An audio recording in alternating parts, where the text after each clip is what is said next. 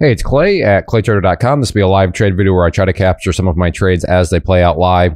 Real quick, when I say live, what I mean is I'm recording myself right now in real time, seeing the information, seeing the data for the very first time. In other words, I don't know what's coming next. So to respect your time, and if you are looking for a video where the person's got hindsight in their favor and they're doing a trade recap or something like that, this won't be a video for you. But if you are open to the idea of an unscripted, nitty-gritty, dirty look into what it's like to be a day trader and how day trading can play out, then I'm confident you'll find value in this video. So I will go ahead and pause the recording software for now, and I'll be back at market open.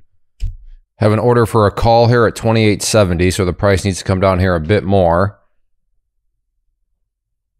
I'm doing options. If you don't know what I mean when I say I'm doing options, that's okay. Let me know in the comment section. Just put option guide, please, and I'll send you a link to a free video guide called The Big Basics of Options that will explain all this and make it much easier to understand. I don't know if the mic's picking it up, but my daughter just came in. No, I'm still recording right now. No. It's going to change to 27.70 now. All right, I will pause for now and I'll keep an eye on it. All right, going to try for an order at 32.50, an experiment here, so this could backfire significantly. No, I better not. I better not. I'll paper trade it. So I would have been in, and let's see if I can get this number over here up over 33.10, because then way I wouldn't for sure know that I'd be out. Again, I want to see. That was poor choice. This number right here needs to go over to hit at least 33.10. That way I can say for sure that I would have been out. Okay, hit 33. I'm still not going to convince I would have been out. All right, hit 33.20. So that would have worked, but yeah. I don't know, maybe there's a little bit of ego since I know that I'm recording right now, and since had that experiment backfired on me that I would not want to post it on YouTube. So maybe that was the fear of, oh great, am I really going to have to post this on YouTube if the experiment failed? I don't know if that was the reason, but I'm just trying to think out loud right now and why I wasn't comfortable. Because, yeah, hey, it would have worked out fantastically, actually. But it is what it is. All right, I'll go ahead and pause. Have an order at 28.30.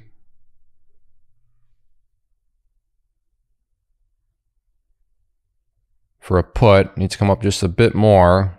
All right, don't like how it's hovering right at that spot. So let's go to 27.30 now instead. Okay, I'll pause. Have an order at 27.30 in for a put.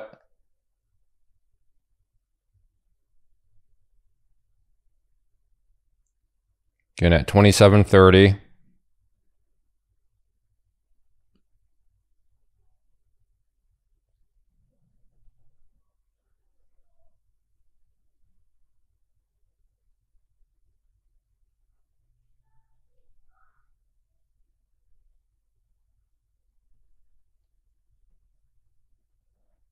And waiting, and there we go.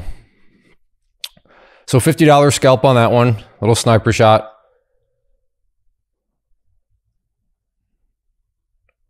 Nothing too fancy there. If this move wants to continue up, I will look to try to play another move. But all right, there we go. So nice quick sniper shot. I will go ahead and pause. Did I even hit record? I think I hit record. Let me make sure. Yes. Okay. Perfect. All right. I'll pause.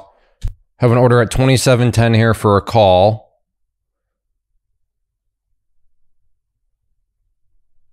I'm going to cancel it out because on the 5 minutes, actually getting very, very close to an interesting location. So let's go to 24.30.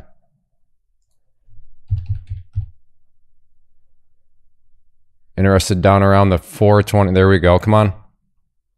Getting close. A little bit more.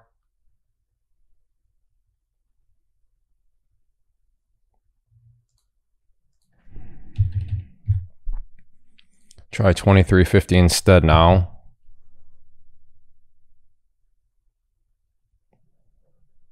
I'm glad I canceled that order out. That was certainly the right move to make.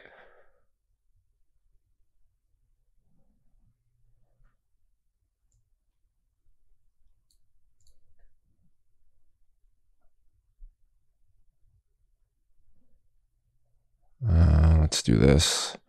22.70 I think is going to be a good spot for it. All right, I'll go ahead and pause, but I'll keep a close eye on it.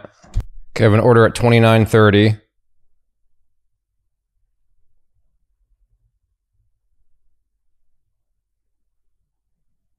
Close. Let's go to 28.50 now. I wanted that blue line, and you could see my timing just wasn't quite right.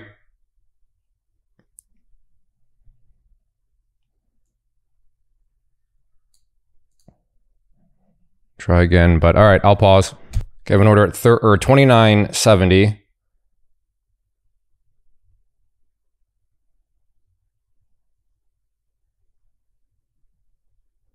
Oh, that finally spawns up. All right, I'll pause. Okay, I have an order at 29.70. Still. No. Let's go to 28.60 at this point, or excuse me, 28.10. Look to try to get out at 28.60.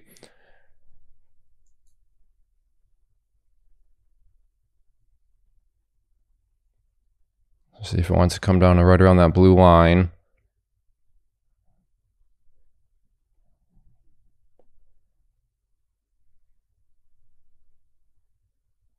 I tried for a second, so that was the movement right there that I wanted. So got to go to 27.70 now.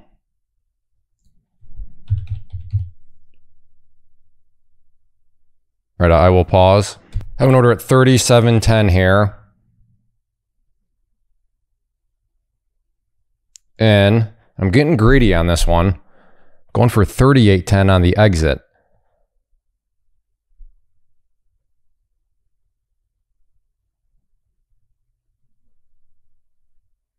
All right, well, that's not gonna seemingly work.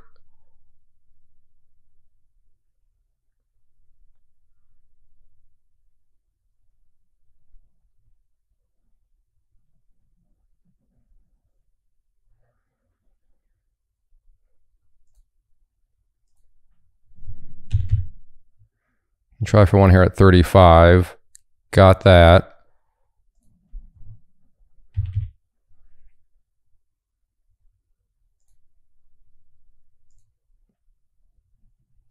So let's see if we can get a bounce back up here.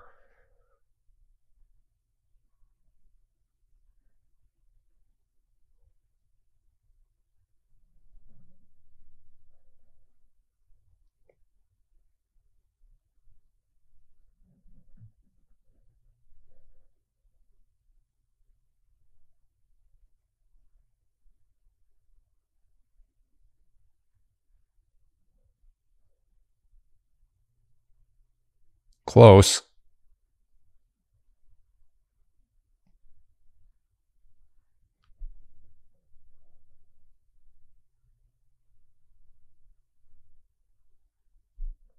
And out for $70. So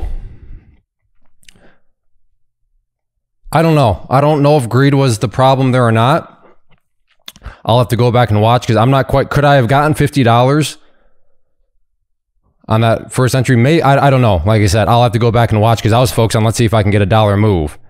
But it wasn't total blatant greed because I also knew I was in a location where I had flexibility. And for you longer time viewers, you've heard me say it many times before, Clay, why do you just go with one contract? I mean, you're just going to make $50. I mean, if you went to 2 or 3, you'd make, and that all that is true, but you lose flexibility in that regard. As you saw there, had one contract, I added one in, then got a basic bounce, and I mean, I'm talking in hindsight now. Should I have taken both out at 36? Probably not. But would I still be saying that if the thing had gone up to 36 and then just crashed back down? Would I be saying that? Probably not. I'd probably be saying, see, I did the right thing at 36. But that just comes with the territory of having hindsight. But overall, though, that's why I prefer to, I don't always start with one. If I really, really like the entry point, then I'm open to doing more. But in this situation, wanted to do one, got a little greedy, went for the dollar move. It's kind of funny because I mean, here all these times it would have worked for $1. And then when I try right there, it's when you get a bigger move to the downside. And to be fair, it would have still worked at this point because I got in at 37.10 and it's well over 38.10. So it would have actually still worked, but again, that's all hindsight. So, all right. So went fine. Not according to plan, but with the one contract and the flexibility I gave myself, worked out just fine. All right, I'll pause. All right, gonna try for contract here at 34.50, but it's hesitating too much, so never mind on that. I'm gonna transition over to the 5-minute, keep an eye on that. Came down, but I wouldn't have been filled anyway, so no difference anyways. All right, I'll go ahead and pause. Okay, looking for put here at 29.50. In. 29.50 put.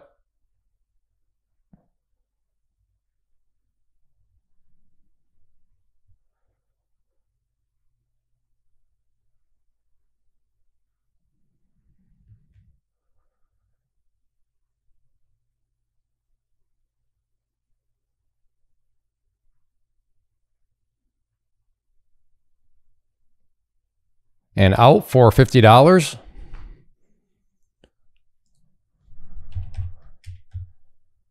Gonna try for 27.50 now. Start the process over again. I will go ahead and pause for now. Well, yeah, quick, nice little $50 move. All right, that's all I have for you. So what was it, 3 trades? 3 trades on the day, nothing huge, nothing fancy, and 170 bucks. So it is what it is, and I'm happy with it. And yeah, nothing too crazy. I like the anticlimactic days. So 3 good trades, and I guess that one, not anticlimactic, but I got greedy a little bit, but I did just do the one contract. So that's true, but that happened hours ago at this point. So I sort of already forgot about that. But overall, I'll take it for 170 bucks as a complete side hustle. That's good money. It adds up very, very quickly when you consider it, all things considered. But thanks for hanging out. As always, if you enjoy these, hit that like button, leave a comment down below. Take care. First off, thanks so much for watching the entire video. Real quick, before you go, I want to invite you to a live webinar, web class, training, workshop, online event, whatever you want to call it, but it will be me live revealing to you what I've discovered that has allowed me to transform myself from being an employee to being my own boss, including how I had only 1 losing day out of 73 days in total. I'm going to cover 3 keys that have helped me unlock profitable consistency within the markets. The first key is super weird, but in a productive type of way. The second key is super awesome because it quite literally is wired into our DNA as humans, making it very easy to use. But in a cruel way, this becomes a pitfall for many traders. I'll explain it all though, including how to avoid the pitfall that it creates for some. And yeah, the third key, when you hear it, sounds way too good to be true, but it's not, and I'll show you how it all works. Then at the end, I open it up for a question and answer session that is, again, totally live. Even if you can't make the live session, please still sign up as it will be recorded, and you can go back and watch the replay that I will send you. Click the image on the screen or click the link down in the description box so you can get the date and time and claim your spot, which I should note is limited due to the fact that this truly is a live event. If you have any questions, let me know. If not, I'll be seeing you soon.